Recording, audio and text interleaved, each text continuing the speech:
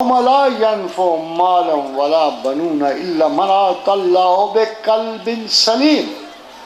یہ قلب سلیم جو ہے نا بڑی امپورٹنٹ سا ہے. قلب سلیم فیصلہ کن ہے. ہر انسان نے خدا کی دوستی کا فیصلہ کرنا ہوتا ہے.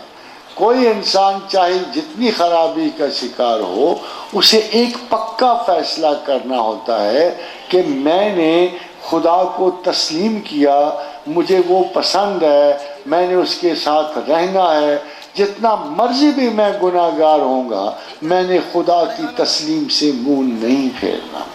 یہ بہت بڑا, یہ قلب سلیم ہے. دلوں میں ٹیڑھ آتے ہیں, دلوں میں نفاق آتا ہے, دل ہی خدا کو ماننے پہ راضی نہیں ہوتے.